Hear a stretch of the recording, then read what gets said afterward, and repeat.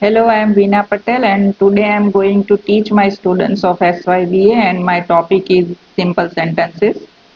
It is to be asked in University Exam Paper 7 question 2A. Analyze the following phrases: noun phrase, verb phrase, prepositional phrase and adjective phrase. 6 out of 10 to be asked, 6 marks. Question 2B. Identify the different constituents of these sentences. Label both the form and function of each. 4 out of 6 to be asked, 8 marks and total 14 marks. SYBA special ઇંગ્લિશના સ્ટુડન્ટ્સને paper 7માં જે question 2A અને B પૂછાવાના છે કે જે 14 માર્ક્સના છે. Question 2A ના 6 માર્ક્સ છે અને ક્વેશ્ચન 2B ના 8 માર્ક્સ છે. એમ કુલ મળીને 14 માર્ક્સના પ્રશ્નો અહીં પૂછાવાના છે.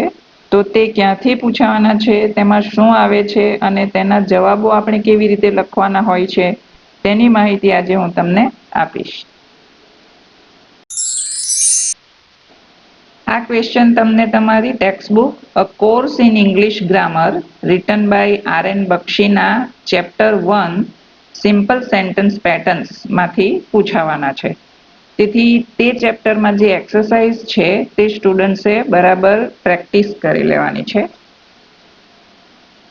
આ ચેપ્ટરમાંથી આપણે પહેલા જે શીખવાનું છે તે શીખી લઈએ. કુલ 5 વસ્તુઓ આપણે એમાંથી શીખવાની છે. Number 1, subject and predicate. Number 2, form and function. Number 3, basic patterns. Number 4, intransitive and transitive verbs. And last, number 5, semantic roles. Simple sentence patterns એટલે કે સાદા વાક્યો કેવી રીતે લખાય છે તે. અહીં નંબર 1 જે આપ્યું છે સબ્જેક્ટ એન્ડ પ્રેડિકેટ એટલે કે કર્તા અને વિધેય પદ. કર્તા એટલે ક્રિયાનો કરનાર અને એ ક્રિયાનો કરનાર વિશે જે કંઈ પણ જે પદમાં લખ્યું હોય છે તેમને વિધેય પદ કહે છે. એટલે કર્તા સિવાયના જે શબ્દો છે તે પ્રેડિકેટમાં જતા હોય છે અથવા તો બીજા શબ્દોમાં કર્તા સિવાયના શબ્દોને પ્રેડિકેટ કહેવામાં આવે છે. Number 2, form and function. Form એટલે પ્રકાર અને ફંક્શન એટલે કાર્ય.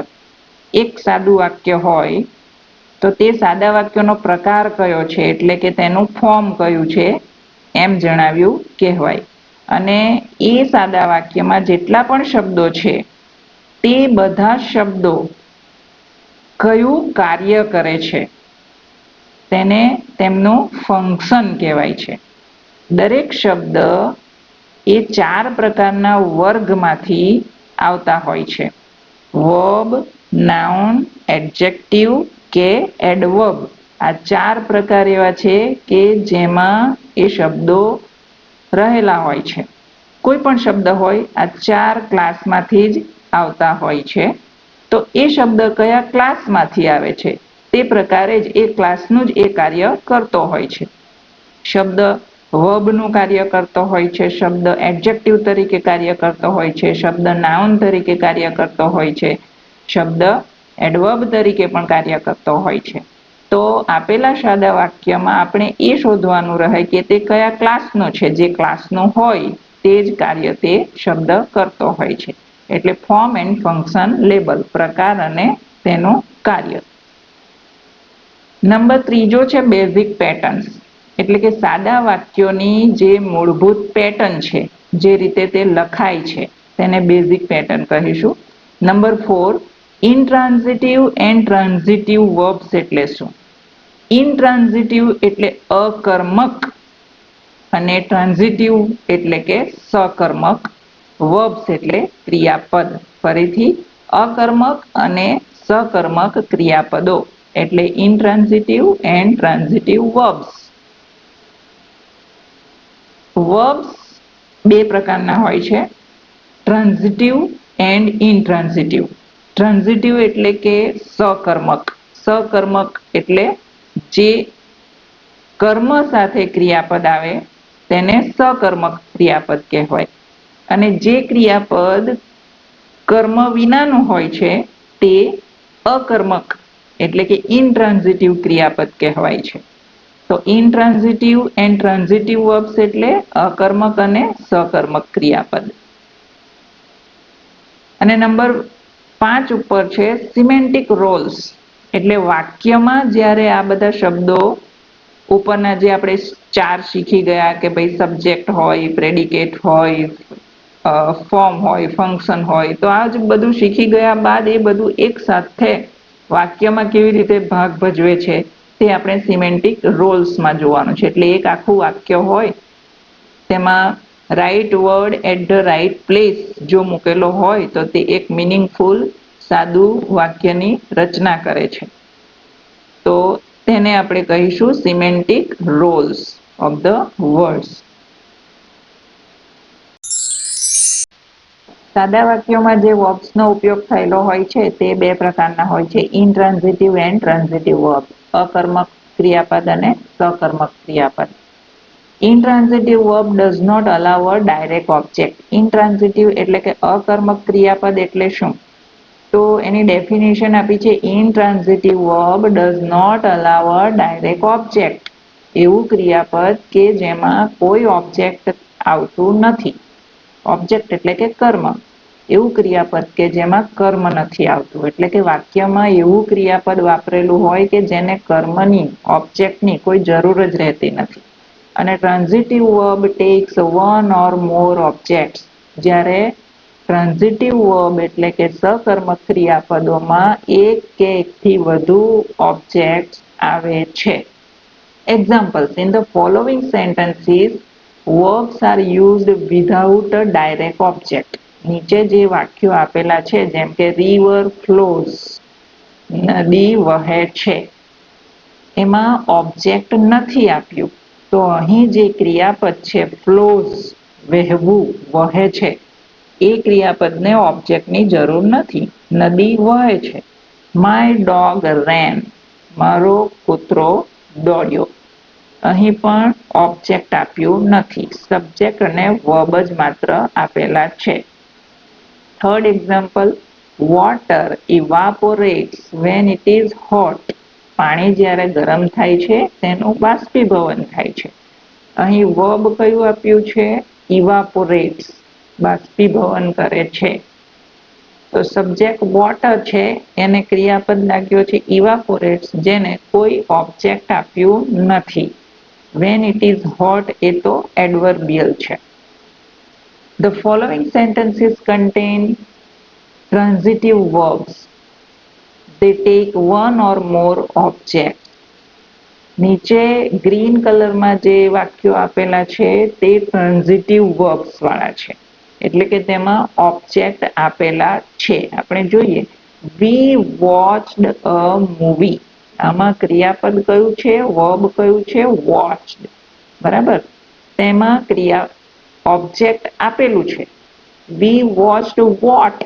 હંમેશા વોટ થી પ્રશ્ન પૂછવાથી જે જવાબ મળે છે અ મૂવી, તે ઓબ્જેક્ટ કહેવાય છે.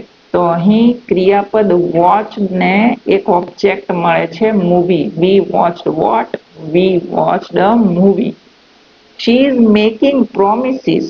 શી ઇઝ મેકિંગ વોટ. અહીં ક્રિયાપદ જે છે મેકિંગ, તે શું મેકિંગ કરે છે? પ્રોમિસીસ. એટલે અહીં પણ ઓબ્જેક્ટ આપેલું છે. સેન્ટા ગેવ મી અ પ્રેઝન્ટ. સેન્ટા ગેવ મી અ વોટ? સેન્ટા ગેવ મી અ પ્રેઝન્ટ. સેન્ટાએ મને ગિફ્ટ આપી હતી. તો ઓબ્જેક્ટ પ્રેઝન્ટ આપેલું છે અહીં ગેવ માટે. ક્રિયાપદ ગેવ માટે ઓબ્જેક્ટ પ્રેઝન્ટની હાજરી છે. તો આવા ક્રિયાપદો કે જેમાં ઓબ્જેક્ટ આવે છે તેને સકર્મક એટલે કે ટ્રાન્ઝિટિવ વર્બ્સ કહે છે. અને ઉપર રેડ કલરમાં જે ક્રિયાપદો છે ફ્લોઝ, રેન, ઇવાપોરેટ્સ, ત્યાં ઓબ્જેક્ટ ન હોવાથી તેવા ક્રિયાપદો ઇનટ્રાન્ઝિટિવ વર્બ્સ કહેવાય છે. તો આવા ઇનટ્રાન્ઝિટિવ અને ટ્રાન્ઝિટિવ વર્બ્સ સાદા વાક્યોમાં મુકાયેલા હોય છે. ઝડપથી સબ્જેક્ટ એન્ડ પ્રેડિકેટ શીખી લઈએ. સબ્જેક્ટ એટલે કે કર્તા અને પ્રેડિકેટ એટલે કે વિધેય પદ. વિધેય પદ એટલે કે કર્તા વિશે જે કંઈ પણ કહેવાયું હોય તે વિધેય પદ હોય છે. સબ્જેક્ટમાં હંમેશા નાઉન ફ્રેઝ મૂકેલા હોય છે અને પ્રેડિકેટમાં વર્બ ફ્રેઝ મૂકેલા હોય છે. તો ફરીથી સબ્જેક્ટ એટલે કે કર્તા અને કર્તા એટલે કે ક્રિયાનો કરનાર. વાક્યમાં આપણે જોવું પડે કે જે ક્રિયા થઈ રહી છે તેના કર્તા કોણ છે, તે ક્રિયાનો કરનાર કોણ છે. આપણે પહેલું વાક્ય જોઈએ છે બર્ડ્સ ફ્લાય. આ રીતે આપણે સિમ્પલ સેન્ટન્સ વાંચીએ છીએ. બર્ડ્સ ફ્લાયમાં ઉડવાની ક્રિયા કોણ કરી રહ્યું છે? બર્ડ્સ, પક્ષીઓ ઉડવાની ક્રિયા કરી રહ્યા છે. બરાબર, તો બર્ડ્સ એ ક્રિયાના કર્તા છે, તેથી એ સબ્જેક્ટ કહેવાય. ફ્લાય અહીં વર્બ છે. બીજા વાક્યમાં birds fly in the sky. એ પણ એક સાદું જ વાક્ય છે, ભલે તેમાં કેટલાક શબ્દો ઉમેરાયા છે, પણ અહીં જે પણ 5 સેન્ટેન્સીસ આપેલા છે તેમાં એક પણ કન્જંક્શન નથી, તેથી એ બધા જ સાદા વાક્યો છે, સિમ્પલ સેન્ટેન્સીસ છે. તો બર્ડ્સ ફ્લાય ઇન ધ સ્કાયમાં પણ સબ્જેક્ટ બર્ડ્સ છે અને predicate fly in the sky છે. ઉપરના પહેલા વાક્યમાં પ્રેડિકેટ કયું હતું? ફ્લાય. બીજા વાક્યમાં પ્રેડિકેટ કયું છે? Fly in the sky. એટલે કહેવાનો મતલબ એ છે કે આપણે કર્તા પહેલા શોધી લેવાનો, સબ્જેક્ટ પહેલા શોધી લેવાનો. સબ્જેક્ટ જો મળી જાય તો બાકીના બધા શબ્દો પ્રેડિકેટ જ હોય છે. ત્રીજા વાક્યમાં Reena is a subject. Reena ક્રિયાનો કરનાર છે, કર્તા છે, તેથી તેને સબ્જેક્ટ કહીશું. તો what is she? Reena is a doctor. Reena એક ડોક્ટર છે. તો ઇઝ અ ડોક્ટર એ પ્રેડિકેટ કહેવાય અને રીના એ સબ્જેક્ટ કહેવાય. Rama is in the library. Rama લાઇબ્રેરીમાં છે. રમા અહીં કર્તા છે અને ઇઝ ઇન ધ લાઇબ્રેરી એ પ્રેડિકેટ છે. અત્યારે આપણે માત્ર સબ્જેક્ટ ઓળખવાનો છે અને પ્રેડિકેટ ઓળખવાનો છે. Last sentence the dog barks. The dog બાર્ક્સમાં સબ્જેક્ટ છે ધ ડોગ. તમને અહીં બે શબ્દો દેખાશે, આર્ટિકલ ધ અને ડોગ. તો ભલે બે શબ્દો આવ્યા પણ કર્તા એક જ છે, ધ ડોગ. તો ધ ડોગ ભલે બે શબ્દો હોવા છતાં પણ એ એક જ કર્તા ગણાય છે, સબ્જેક્ટ કહેવાય. અને બાર્ક્સ તે ભસે છે, તેથી બાર્ક્સ પ્રેડિકેટ છે.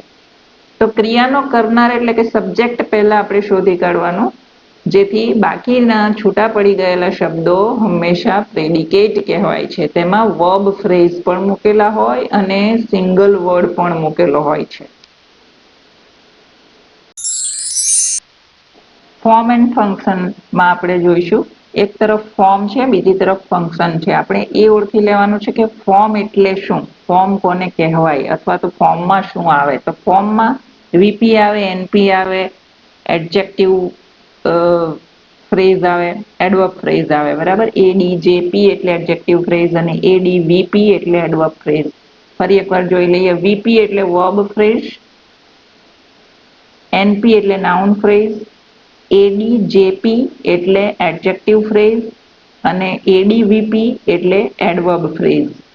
તો જેટલા પણ ફ્રેઝીસના નામો છે તે ફોર્મ કહેવાય છે. અને ફંક્શનમાં માત્ર એક એક અક્ષરના લેબલ્સ આવશે, એક એક લેટરના લેબલ્સ આવશે, જેમ કે એસ, વી, એ, સી. આ બધા ફંક્શનના લેબલ્સ છે. તો ફંક્શન એટલે કે દરેક શબ્દ કયું કાર્ય કરે છે, તે વાક્યમાં કેવી રીતે વપરાયેલું છે, તે સબ્જેક્ટ તરીકે વપરાયેલું છે કે તે વર્બ તરીકે વપરાયેલું છે કે તે એડવર્બિયલ તરીકે વપરાયેલું છે કે તે કોમ્પ્લિમેન્ટ તરીકે વપરાયેલો છે શબ્દ, તો તે રીતે તેનું ફંક્શન લેબલિંગ થશે. તો એસ એટલે સબ્જેક્ટ એટલે કે કર્તા, વી એટલે કે વર્બલ એટલે કે ક્રિયાપદને લગતું, એ એટલે કે એડવર્બિયલ એટલે કે ક્રિયા વિશેષણને લગતું, અને સી એટલે કે કોમ્પ્લિમેન્ટ એટલે કે કોઈ કર્તાનો કોઈ ગુણ બતાવ્યો હોય. જેમ કે જોન ઇઝ અ ડોક્ટર. તો જોન શું છે? ડોક્ટર છે. ડોક્ટર હોવાનો ગુણ છે તેનામાં. તો અહીં ડોક્ટર એક કોમ્પ્લિમેન્ટ ગણાય. તો સી એટલે કે કોમ્પ્લિમેન્ટ એટલે કે એક પ્રકારનો ગુણ. તો એસ, વી, એ, સી આ પ્રકારના ફંક્શન લેબલ લખાય છે.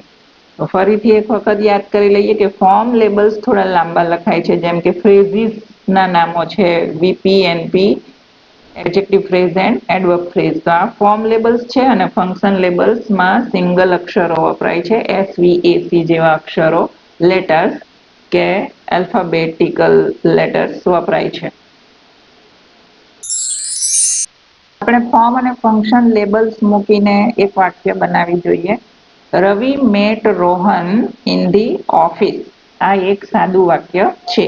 સાદું વાક્ય એટલા માટે છે કારણ કે એની અંદર કોઈ કંજંક્શનનો ઉપયોગ નથી થયો. તો Ravi met Rohan in the office માં તમે જોશો કે ઉપરની તરફ જે રેડ લેટર્સ લખેલા છે NP1, V, NP2 અને ડબલ P, એ લેટર્સ ફોર્મ લેબલ્સ તરીકે ઓળખાય છે. એટલે યાદ રાખવાનું કે ફોર્મ લેબલ્સ અહીં આપણે વાક્યની ઉપર રાખ્યા છે અને દરેક શબ્દના હેડ ઉપર છે, દરેક શબ્દના માથા પર છે. એટલે ક્યાં ક્યાં મુકાય છે, કેવી રીતે મુકાય છે તે ફોકસ કરી લેવું જોઈએ. એ જ વાક્યની નીચે તમે જોશો કે રવિના નીચે છે S, મેટના નીચે છે V, રોહનના નીચે છે O અને ઇન ધ ઓફિસના નીચે છે એડવર્બ. ફરીથી બોલી જાઉં છું. રવિ જે સબ્જેક્ટ છે તેમાં ઉપર એક વખત NP1 મૂક્યું છે અને નીચે S મૂક્યો છે. મેટના ઉપર V છે અને મેટના નીચે પણ V છે. મેટમાં ઉપર જે V છે તે ફોર્મ લેબલ છે, વર્બલ કહીશું એટલે કે વર્બને લગતું એવો શબ્દ વપરાશે. અને મેટની નીચે જે V છે તે ફંક્શન લેબલ છે, તેને આપણે કહીશું વર્બ. રોહન એ બીજો નાઉન છે તેથી NP2 મૂક્યો છે અને એના નીચે એને ઓબ્જેક્ટ તરીકે મૂક્યા છે. ઇન ધી ઓફિસ એ પ્રીપોઝિશનલ ફ્રેઝ છે આખો. ઇન ધી ઓફિસ 3 શબ્દો છે એટલે ફ્રેઝ થયો અને ફ્રેઝ છે તો કયો ફ્રેઝ છે? પ્રીપોઝિશનલ ફ્રેઝ છે. પ્રીપોઝિશનલ કેમ છે? કારણ કે એ ફ્રેઝ ઇન થી શરૂ થાય છે, જગ્યા બતાવે છે કે ઇન ધી ઓફિસ, ઓફિસમાં, એટલે તે પ્રીપોઝિશનલ ફ્રેઝ છે. અને એ પ્રીપોઝિશનલ ફ્રેઝની નીચે આપણે એડીવી લખ્યું છે એટલે કે ક્રિયા વિશેષણ કે જે ફંક્શન લેબલ મૂક્યું છે. તો ફંક્શન લેબલ આપણે નીચે મૂક્યા છે અને ફોર્મ લેબલ્સ આપણે ઉપર મૂક્યા છે. તો આ રીતે સ્ટુડન્ટ્સે ફોર્મ લેબલ્સ અને ફંક્શન લેબલ્સ આપેલા વાક્યોમાં ઓળખી બતાવવાના છે. એટલે સ્ટુડન્ટ્સને ખબર હોવી જોઈએ કે તે ફોર્મ લેબલ કેવી રીતે મુકાય છે અને ફંક્શન લેબલ કેવી રીતે મુકાય છે. ફોર્મ લેબલ ફરીથી આ વાક્યમાં સમજાવી જાઉં. NP1 અને NP2 એવું નંબરાઇઝેશન આપણે કેમ કર્યું છે અને નંબર કેમ આપ્યા છે? NP1 એટલે કે એ નાઉન ફ્રેઝ એક, રવિ અને રોહન 2 નાઉન છે તેથી આપણે નંબર 1 અને નંબર 2 મૂકી દીધા છે. આ વાક્યમાં 2 નાઉન આપેલા છે, 2 નામો આપેલા છે, તેથી એકને આપણે NP1 કહીશું, જે પહેલું આવ્યું તે NP1 અને જે બીજું આવ્યું તે NP2 કહીશું. તો નાઉન ફ્રેઝ 1 અને નાઉન ફ્રેઝ 2. બીજો પણ ફ્રેઝ છે પ્રીપોઝિશનલ ફ્રેઝ, એટલે આપણે ડબલ P લખ્યા છે ઉપરની તરફ અને તે ફ્રેઝ છે ઇન ધી ઓફિસ. આ પ્રીપોઝિશનલ ફ્રેઝ છે એટલે આપેલું વાક્ય 2 ફ્રેઝ ધરાવે છે, નાઉન ફ્રેઝ પણ ધરાવે છે અને પ્રીપોઝિશનલ ફ્રેઝ પણ ધરાવે છે. તો બંને ફ્રેઝિસના નામ આપણે મૂકી દીધા. એટલે જેટલા પણ ફ્રેઝિસના નામ આવવાના તે ઉપર તરફ આવવાના અને જેટલા પણ ફંક્શન લેબલ્સ આવવાના તે નીચે તરફ આવવાના. રવિ આ વાક્યમાં કર્તા તરીકે ભાગ ભજવે છે. રવિ એ શબ્દનું કાર્ય અહીં સબ્જેક્ટ તરીકેનું છે. મેટ એટલે મૂળ શબ્દ મીટનું ભૂતકાળનું સ્વરૂપ છે, તે વર્બ છે તેથી આપણે તેને નીચે ફંક્શનમાં વી બતાવ્યો છે.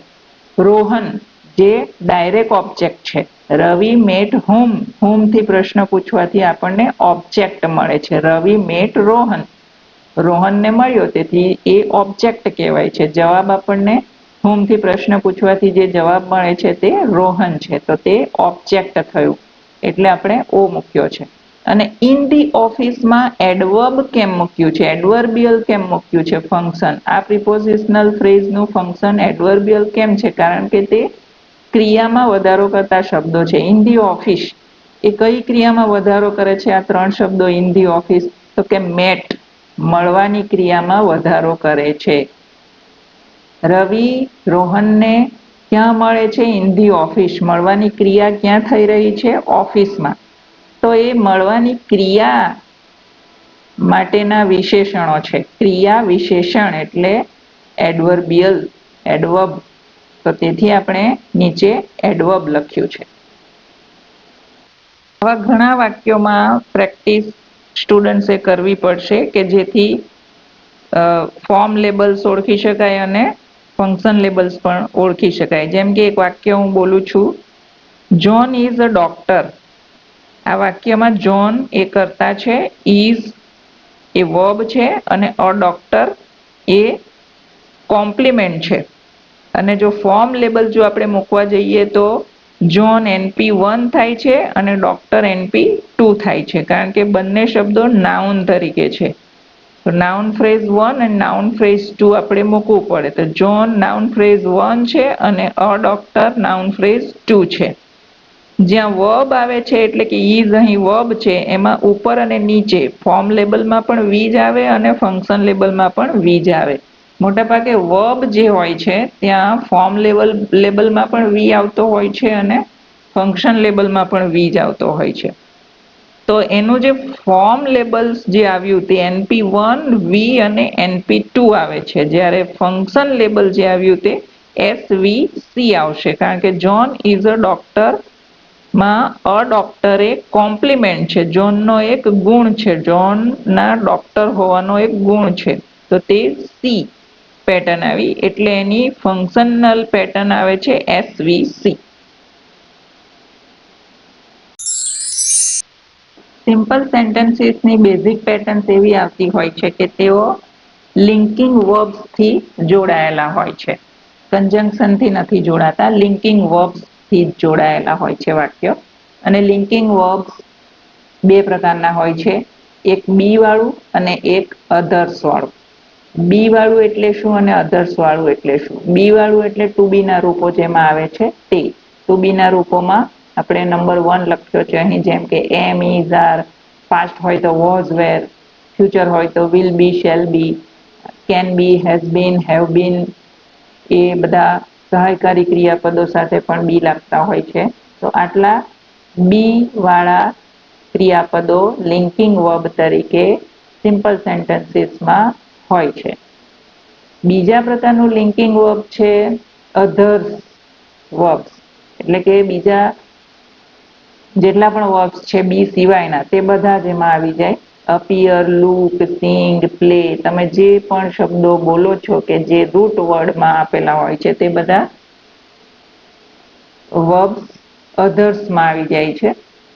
તો આવા બે પ્રકારના વર્બ્સનો ઉપયોગ સાદા વાક્યમાં લિંકિંગ વર્બ તરીકે મૂકેલો હોય છે. ફરીથી કહું છું કે સાદા વાક્યોમાં કન્જંક્શન્સ નથી આવતા, બલકે લિંકિંગ વર્બ્સ, એટલે કે વાક્યો જોડાયેલા તો હોય છે પણ ક્રિયાપદોથી જોડાયેલા હોય છે. ફોર એક્ઝામ્પલ, અહીં બે સેન્ટેન્સીસ આપ્યા છે. નંબર 1, એક બી નું ઉદાહરણ લઈને સેન્ટેન્સ જોઈએ. બી નું ઉદાહરણમાં આપણે વર નો ઉપયોગ કરેલો છે, they were happy. તો આમાં were થી બે શબ્દો જોડાયેલા છે, they and happy. તો they were happy. સેકન્ડ સેન્ટેન્સમાં she sings songs. એમાં અધર્સમાં જે વર્બ્સ આવે છે જેમ કે sings એ બીજા પ્રકારનું લિંકિંગ વર્બ છે. she sings songs. she અને songs એ sings થી જોડાયેલું છે, એટલે કે અહીં લિંકિંગ વર્બ તરીકે આવ્યો છે sings. તો આ રીતે વાક્યોની બેઝિક પેટર્ન હોય છે. ફરીથી સિમ્પલ સેન્ટેન્સીસમાં એન્ડ, ઓર, બટ જેવા કન્જંક્શન્સ નથી આવતા. તેમાં લિંકિંગ વર્બ્સથી વાક્યોને જોડેલા હોય છે, અને લિંકિંગ વર્બ્સ બે પ્રકારના હોય છે, બી અને અધર્સ વાળા. બી માં શું આવે છે? એમ, ઇઝ, આર, વોઝ, વેર વગેરે આવે છે, અને અધર્સમાં કોઈ પણ ક્રિયાપદ તમે લઈ લો, કોઈ પણ વર્બ તમે લઈ લો, તે અધર્સમાં આવે છે. સિમ્પલ સેન્ટેન્સીસમાં જે પણ શબ્દો મૂકેલા હોય છે ને તે એક પ્રકારનો અર્થ સૂચવતા હોય છે. સિમેન્ટિક રોલ્સ એટલે એ બધા જે શબ્દો છે તે કંઈક ને કંઈક અર્થ સૂચવે છે. તો તે બે પ્રકારના અર્થો આપણે એમાંથી લેવાના છે. એજન્ટિવ એન્ડ અફેક્ટેડ રોલ્સ ભજવે છે જેટલા પણ શબ્દો સિમ્પલ સેન્ટેન્સીસમાં હોય છે. બે યાદ રાખવાના છે, એજન્ટિવ અને અફેક્ટેડ. ધારો કે એક વાક્ય આપણે લઈએ, Ragini open the door with a key. આ એક સિમ્પલ સેન્ટેન્સ છે. Ragini open the door with a key. ત્રણ શબ્દો આપણને ધ્યાનમાં આવશે, રાગીની, ધ ડોર અને અ કી. રાગીની દરવાજો અને ચાવી, આ ત્રણ શબ્દો એક સેન્સ બનાવે છે. જેમ કે રાગીની અહીં એજન્ટ છે, સબ્જેક્ટ હંમેશા એજન્ટ હોય છે. ધ ડોર ઇઝ અફેક્ટેડ, જેના પર અસર થઈ છે તે શું છે? દરવાજો. તો એજન્ટ મળી ગયા, અફેક્ટેડ મળી ગયા, ધેટ્સ ઓલ. એજન્ટિવ અને અફેક્ટેડ રોલ્સ આમાં જે છે તે આ છે. A key is an instrument only. ચાવી તો એકમાત્ર સાધન છે, જે એમાં ત્રીજા શબ્દ તરીકે છે. તો આમાં સેન્ટેન્સમાં દરેકે દરેક શબ્દ એવી રીતે મુકાયેલા હોય છે કે જે એક સેન્સ ઉભો કરે છે, જેનાથી વાક્યનો બોલનાર જે સમજાવવા માંગે છે તે સાંભળનાર બરાબર સમજી શકે છે. ઇન એક્ઝામિનેશન, તો એક્ઝામમાં તમને ક્વેશ્ચન 2A માં આ રીતે પૂછાશે, એનાલાઇઝ ધ ફોલોવિંગ ફ્રેઝીસ. અને એમાં ચાર પ્રકારના ફ્રેઝીસ પૂછાવાના છે. Noun phrase, verb phrase, prepositional phrase and adjective phrase. 6 out of 8, 8માંથી તમારે માત્ર 6 લખવાના છે, જેના 6 માર્ક્સ છે. તો to analyse means to identify the kind of phrases. Analyse કરવું એટલે કે તમારે ફ્રેઝ કયા છે તે ઓળખવાના છે. ટોટલ 4 પ્રકારના ફ્રેઝીસ હોઈ શકે છે. તે નાઉન ફ્રેઝ હોઈ શકે છે, તે વર્બ ફ્રેઝ હોઈ શકે છે, તે પ્રીપોઝિશનલ ફ્રેઝ હોઈ શકે છે અને તે એડજેક્ટિવ ફ્રેઝ હોઈ શકે છે. તો તેના નામ તમારે ઓળખવાના છે. એ ઓળખી લીધા બાદ analyse them into head and modifier. તેમને હેડ અને મોડિફાયરમાં એનાલાઇઝ કરવાના છે. તો ટોટલ 3 વસ્તુ એમાં બતાવવાની છે. ફ્રેઝનું નામ લખવાનું છે, હેડ શોધી કાઢવાનું છે અને મોડિફાયર શોધી કાઢવાનું છે.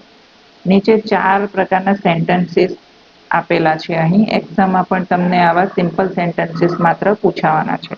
જેમ કે sentence number 1, quite strong, can not do, the best day of my life, very naturally. આ પ્રકારના ધારો કે તમને સેન્ટેન્સીસ પૂછાય તો એનો આન્સર આપણે કેવી રીતે લખવો આપણે જોઈએ. How to write an answer. તમારે વાક્યને ક્વેશ્ચન પેપરમાં જે રીતે આપ્યું હોય તે રીતે નંબરાઇઝ કરીને લખવાનું હોય છે. જેમ કે નંબર 1, ક્વાઇટ સ્ટ્રોંગ, એ લખવાનું. એના નીચે તમારે એન્સર આ રીતે લખવાનું, કોલન કરવાનું અને પછી ફ્રેઝને આઈડેન્ટિફાઈ કરી લેવાનો છે. ક્વાઇટ સ્ટ્રોંગમાં એડજેક્ટિવ ફ્રેઝ છે, તો આપણે લખીશું એડજેક્ટિવ ફ્રેઝ. તેમાં હેડ વર્ડ કયો છે? તો એડજેક્ટિવ ફ્રેઝમાં જે હેડ વર્ડ હોય તે શોધી કાઢવાનો છે કે એની અંદર સ્ટ્રોંગ હેડ વર્ડ છે. મુખ્ય શબ્દ તેમાં સ્ટ્રોંગ છે. સ્ટ્રોંગ ઉપર જ આ વાક્યનો સ્ટ્રેસ રહેલો છે. આ વાક્યમાં સ્ટ્રોંગ શબ્દ હેડ વર્ડ છે, એના ઉપર જ ભાર પડે છે બોલતી વખતે. ક્વાઇટ સ્ટ્રોંગ એ રીતે આપણે બોલીએ છીએ. તો તેને લઈને આપણે આ ફ્રેઝ ઓળખેલો છે કે તે એડજેક્ટિવ ફ્રેઝ છે, કારણ કે સ્ટ્રોંગ એ એડજેક્ટિવ છે. તો હેડ વર્ડ સ્ટ્રોંગ થયું, તેથી આપણે હેડ એમ લખીને સ્ટ્રોંગ લખી દઈશું. અને મોડિફાયર એટલે શબ્દના અર્થમાં વધારો કરતા શબ્દો, અથવા તો નાઉનના અર્થમાં વધારો કરતા શબ્દો, અથવા તો જે પણ હેડ વર્ડ હોય તેના અર્થમાં વધારો કરતા શબ્દો એટલે મોડિફાયર્સ. મોડિફાયર અહીં છે ક્વાઇટ. સ્ટ્રોંગમાં વધારો કરતો શબ્દ અહીં એક જ છે, ક્વાઇટ. તો જે હેડ વર્ડ થયો તેનાથી બાકી રહી ગયેલા શબ્દો મોડિફાયર્સ હોય છે. એક જ છે તેથી મોડિફાયર. જો વધુ હોત તો પ્રી મોડિફાયર અને પોસ્ટ મોડિફાયર આપણે લખવા પડ્યા હોત. એ પાછળથી એક્ઝામ્પલમાં આવે જ છે, તમે સમજી જશો. એ